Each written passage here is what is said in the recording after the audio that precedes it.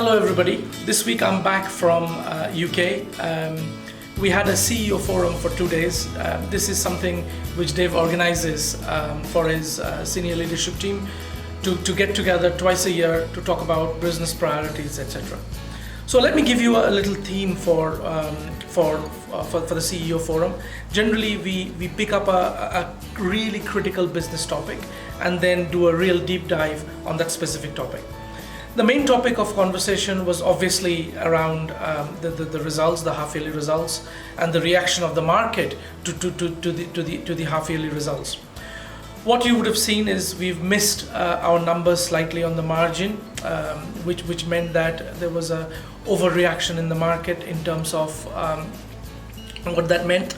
Although we are very clear that we will hit our full year numbers, that doesn't mean it's going to be easy. So Dave asked for support from everybody and all hands from everybody to ensure that we deliver on our margin, sales and cash number for the full year. From a business services contribution perspective, we've managed to deliver some benefit back into the business, and also we've paid back some dividends from this organization that we've set up in India. So that would all help towards cash and margin improvement from a year-end perspective. The main topic for the CEO forum was business crisis. So we did some simulation around business crisis and how do you deal as business leaders from a business crisis perspective.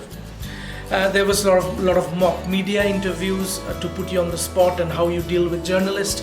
So it was really interesting. There was a lot of lesson learned, and I've come back extremely prepared should crisis happen in Bangalore as from a site perspective or from a business services perspective globally. I also had a really good review last week on the performance of our progress basically on due diligence and transition that is happening in Europe. As you know, the business case has been endorsed and signed off by Alan and Natasha. I've taken the business case through Dave as well. So we are all set to go from a European perspective. We just got a couple of loose ends to tie up in terms of confirming the business hub. That should be closed down in the next couple of weeks. Whilst we have a number of our colleagues sitting in Europe at the moment, helping to kind of set up the plans for transition and also capture detailed knowledge so that we're all set from a transition perspective. And I know the team in Dundee is also helping us work on the SURF process. So well done to Ellie and the team to kind of support us to help set up the SURF processes in Europe. Back home in Bangalore, what is really important is we are kicking off the Code of Business COBC training launch. So it's really important that we are 100% compliant.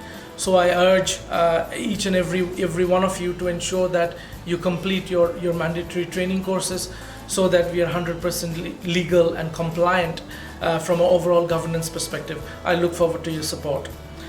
Also, if you remember, before I left for UK, I had a number of straight talking sessions with our colleagues, and there were a number of issues raised regarding transport. One was around mothers have to carry the children from the creche on their laps.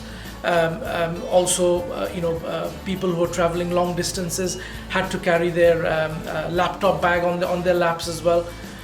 This is basically unacceptable. So what the team has done, the transport team has done fantastically well to ensure those two things have been taken care of account. We want to make sure that the children have a seat for themselves, and also there are extra room available for people who are carrying laptop bags. We've also ensured that I've been also hearing rumors that the AC has been stopped. It hasn't. 70% of the cabs which has ACs, you are in a well-placed position to challenge the drivers to ensure that the AC is on, because we have negotiated that, and you should be availing AC from the cabs where ACs are available. Also, for our female colleagues from a transport perspective, as you know, our safety of our women colleagues are really important. However, we have simplified the IVR option to ensure that you get a 4-digit PIN, but it stays constant with you. It doesn't change on a daily basis. All I wanted to say was it was a fantastic week last week in the UK. I also met a number of stakeholders.